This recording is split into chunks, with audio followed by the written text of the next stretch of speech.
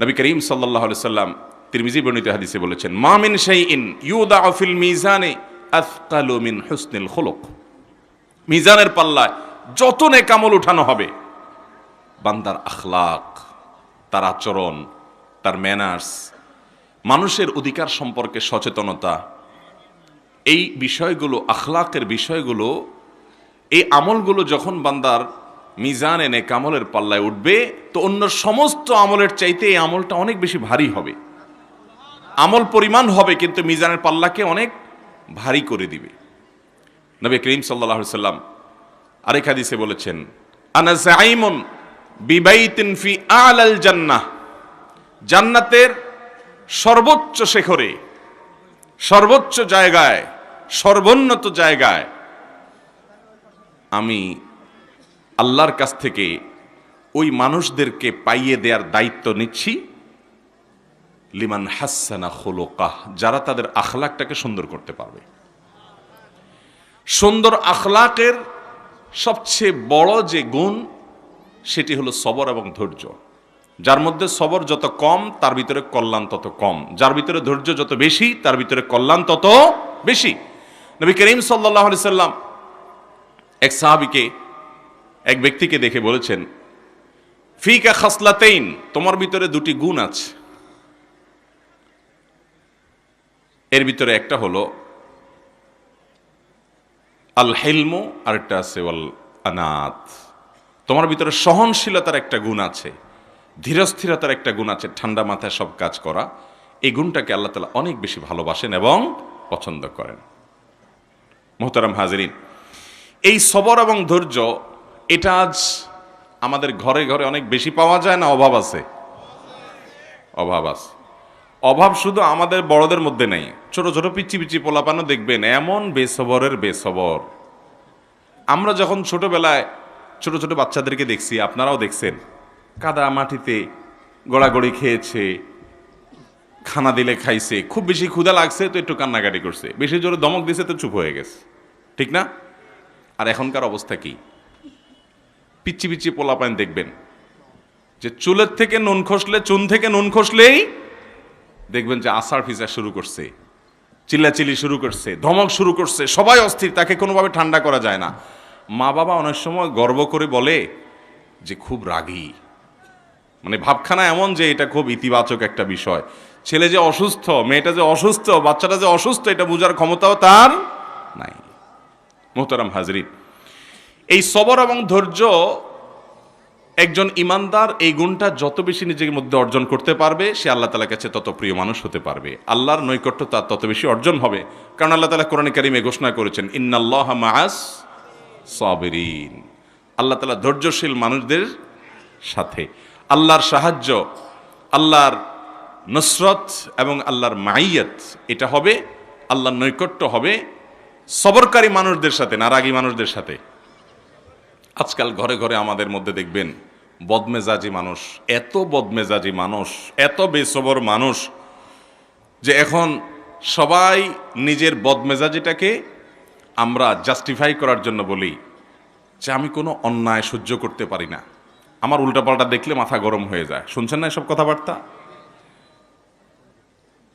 এই কথা যে বলে, ওই আল্লাহর বান্দা দেখবেন নিজে বহুত অপকর্ম, বহুত অপরাধ, বহু গুনাহ ঠান্ডা মাথায় করে যাচ্ছে।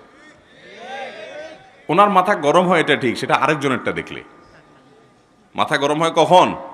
আরেকজনের উল্টাপাল্টা দেখলে। নিজের উল্টাপাল্টাগুলো উনি খুব ঠান্ডা মাথায় হজম করে যান, ওইটাকে দুধ কলা দিয়ে পোষেন।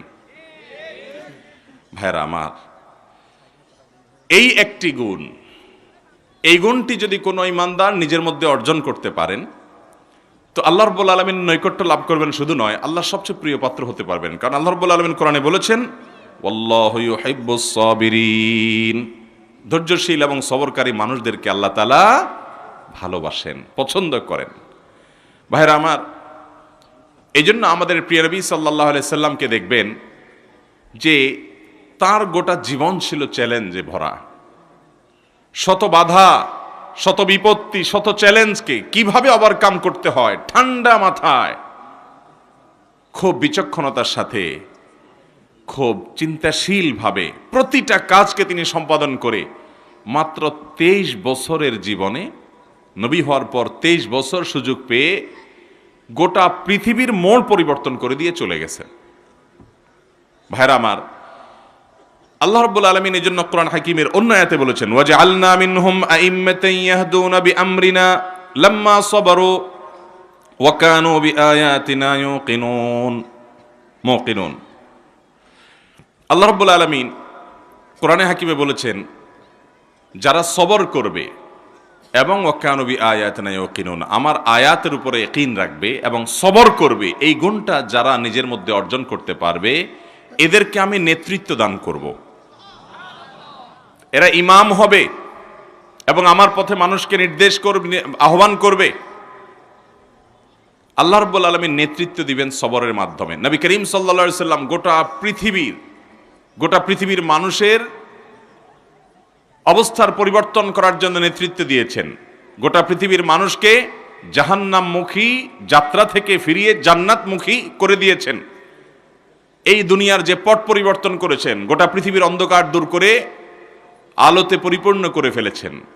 তার মধ্যে যে বৈশিষ্ট্যগুলো আল্লাহ তাআলা দিয়েছেন, নবী হিসাবে, রাসূল হিসাবে দুনিয়ার লিডারি করার জন্য, নেতৃত্ব দেওয়ার জন্য, তার ভিতরে অন্যতম গুণ ছিল সবর এবং ধৈর্য। আজও মুসলমান ঘরে ঘরে, প্রত্যেকটা মুসলমান ব্যক্তিগতভাবে আমরা যদি সবরকারী হতে পারি, ধৈর্যশীল হতে পারি, অনেক আমাদের সামনে ব্যত্যয় হবে। আমি যা চাইবো তার ব্যতিক্রম হবে, আমি যা চাবো তা সবকিছু বেটে বলে হবে না। ইমানদার হাসি মুখে সেটাকে বরণ করার যোগ্যতা, গুণ তার মধ্যে অর্জন করতে হবে।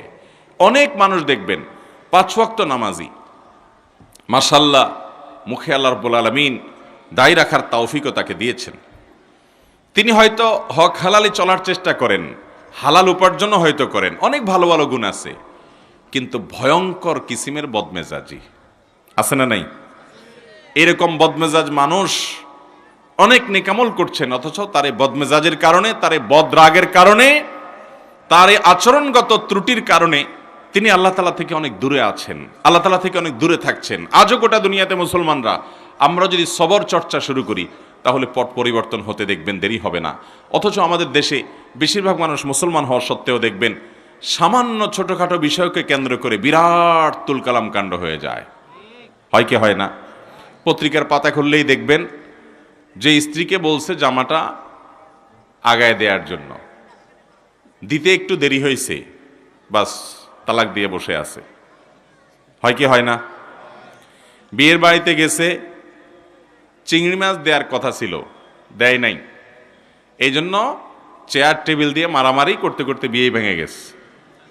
আমাদের দেশে হয় কি হয় না এগুলা?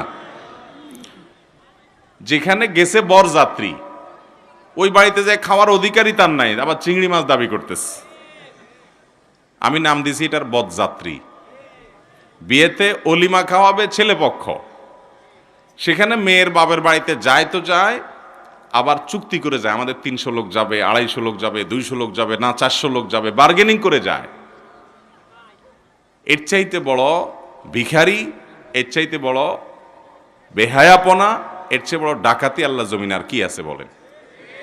ওই বেচারা একটা মেয়ে, আস্ত মেয়ে বড় করে দিয়েছে, এখন আবার তার মেয়েটা বিদায় বেলায় আপনার 200-300 মানুষকে খাওয়াইতে হবে, তাও আবার চিংড়ি দিতে দেরি হয়েছে, অথবা চিংড়ি দেয় নাই, এক আইটেম হয় নাই, সেজন্য মারামারি হচ্ছে। এই রকম গরম মাথার লোক এই দেশের অলিতে গলিতে, রাস্তাঘাটে, ঘরে ঘরে, দোকানে পাটে, অফিসে, আদালতে, মসজিদে, মাদ্রাসায়, সব জায়গায়। ভাইরা আমার, আমাদের আত্মশুদ্ধি, নিজেকে সংশোধন করবার জন্য এই রোগটা আগে ধরতে হবে যে এই রোগটা আমার মধ্যে আছে। শয়তান কিন্তু ওই রোগটাকেই আপনার মধ্যে গুণ হিসাবে দেখাবে যে না, আমি একেবারে অন্যায়ের বিরুদ্ধে, আমি বড় আপোষহীন, আমি বাতিলের বাতিলের কণ্ঠস্বর তো হয় না, বাতিলের আতঙ্ক।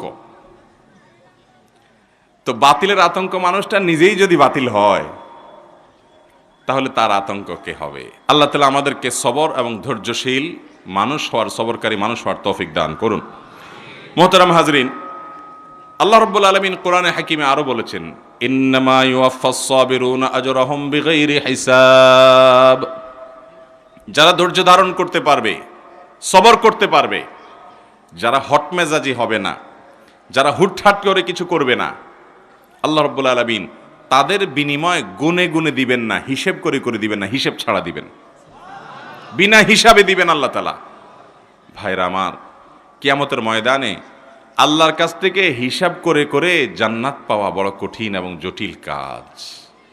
শুধু নামাজের হিসাব যদি দেওয়া হয়, সারা জিন্দেগির হাজার হাজার রাকাত নামাজের মধ্যে 2-4 রাকাতও টিকবে কিনা সন্দেহ। মনোযোগ নাই, দৃঢ়স্থিরতা নাই, শত ত্রুটি।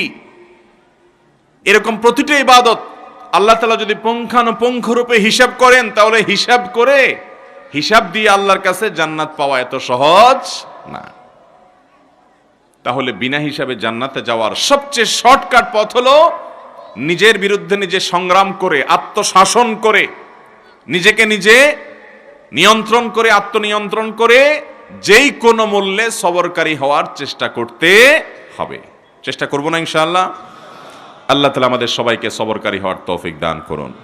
ভাইরা আমার, আমাদের সকাল থেকে সন্ধ্যা পর্যন্ত কত বেসবরি হয়, এটা আমরা যদি হিসেব করি, তাহলে দিন শেষে দেখবেন যে জায়গায় জায়গায় মানুষের সাথে বেসবরি করেছেন। বেসবরি তো মানুষের সাথে করে, পশুর সাথে, জীবজন্তুর সাথেও করে। এমনকি জীবজন্তু না, নিষ্প্রাণ কোনো জিনিসপত্র, তার সাথেও মানুষ বেসবরি করে, তার সাথেও মানুষ অধৈর্যশীলের কাজ এবং আচরণ করে। রাস্তা দিয়ে যাচ্ছেন, হঠাৎ করে ইঁটে ধাক্কা খেয়ে পায়ে একটু ব্যথা পাইছেন। এবার ইঁটের মা বাপ 14 গোষ্ঠী ধরে গালি দেয় না অনেকে? কিরে ভাই, ইঁট এই বেচারার মা বাপ নাই তো, গালি দিলে তো তার গায়ে লাগবে না, অভিশাপ দিলে তো তার গায়ে লাগবে না। তিরমিজির এক হাদিসে আসছে, নবী করিম সাল্লাল্লাহু আলাইহি সাল্লাম বলেছেন, যে ব্যক্তি অজাগায় অভিশাপ দেয়, যার মধ্যে অভিশাপ পড়ার উপযুক্ততাই নাই, ওই অভিশাপ ওই ব্যক্তির দিকে আবার ফিরে আস।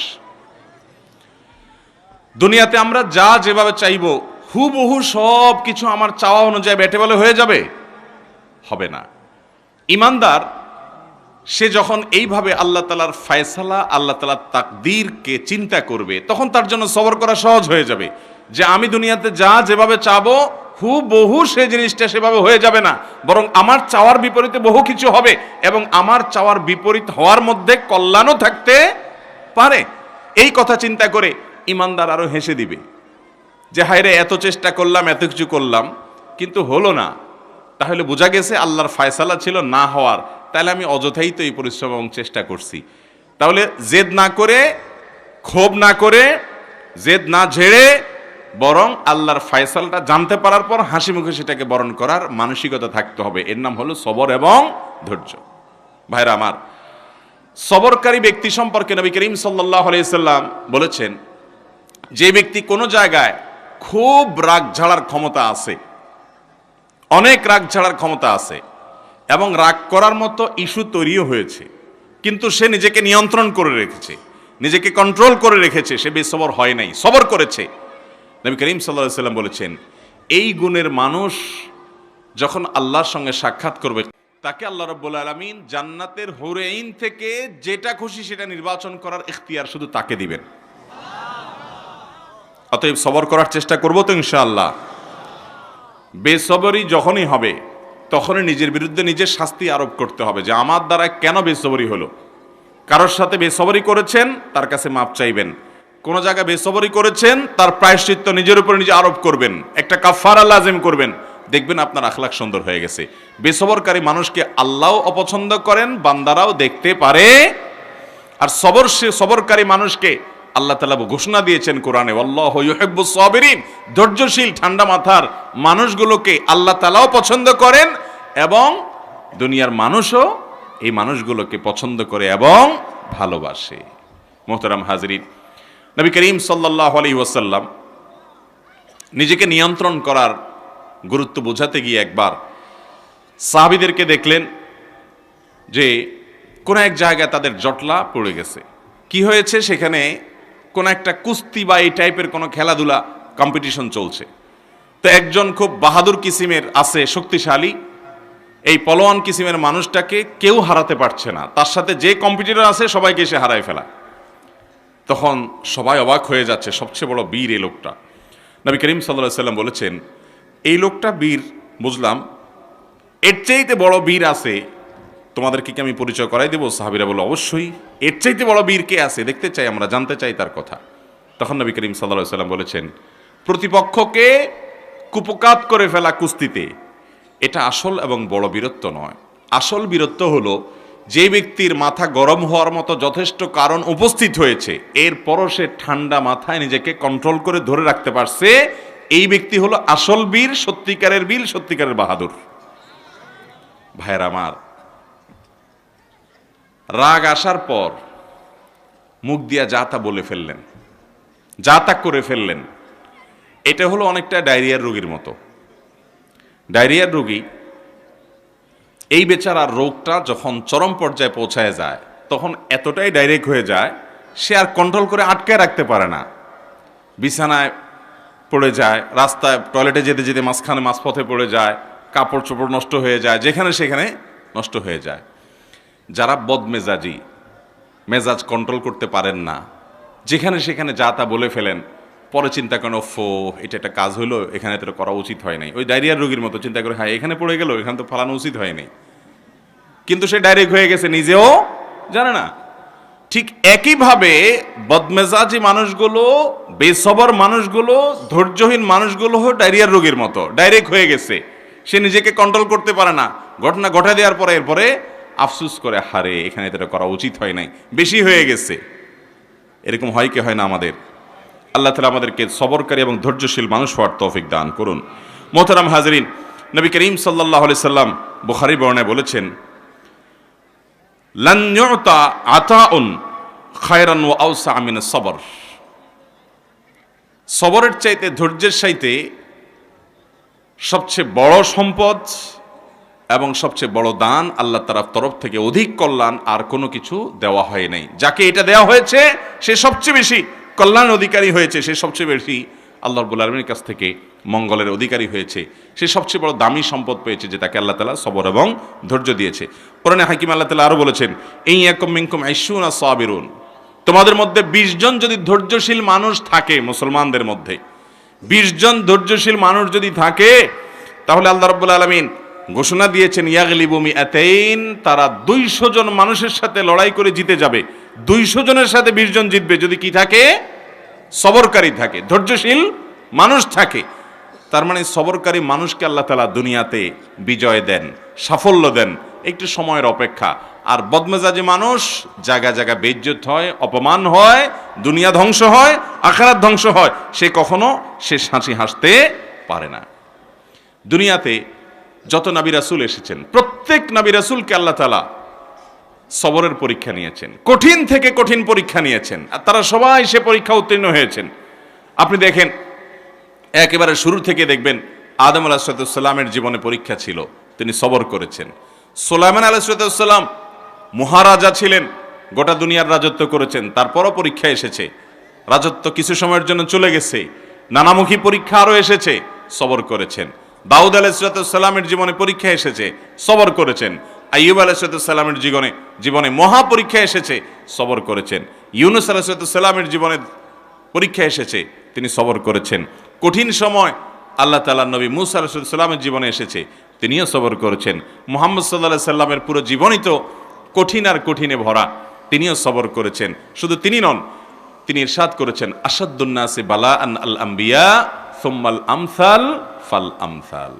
কিছু লোক আছে দেখবেন, যারা ধৈর্য ধারণ করতে পারে না, অস্থির হয়ে যায়, কিছুতেই হতাশ হয়ে পড়ে এবং যা তা বলে ফেলে, বদমেজাজি দেখায়। এই মানুষগুলো বলে, আমার কপালটাই খারাপ, যেদিকেই যায় সেদিকে বাধা। আছে না নাই এই কথা বলনা লোক, যে যেদিকে যায় সেদিকে। ভাইরা আমার, নবী করিম সাল্লাল্লাহু আলাইহি সাল্লাম বলেছেন, আল্লাহর কাছে সবচেয়ে প্রিয় মানুষ কে? আল্লাহ কাকে সবচেয়ে বেশি পছন্দ করেন? ইন্নাল্লাহা ইযা আহাব্বা কওমান ইবতালাহুম, আল্লাহ যখন কোনো মানুষকে, কোনো সম্প্রদায়কে পছন্দ করেন, তখন তাদেরকে পরীক্ষায় ফেলেন, কঠিন কঠিন পরীক্ষা এবং বিপদ দেন। আল্লাহ তাআলা পরখ করেন যে এই ব্যক্তি কতটা ধৈর্য ধারণ করতে পারে, যদিও আল্লাহ তাআলা সবকিছু জানেন, আলিমুল গায়ব।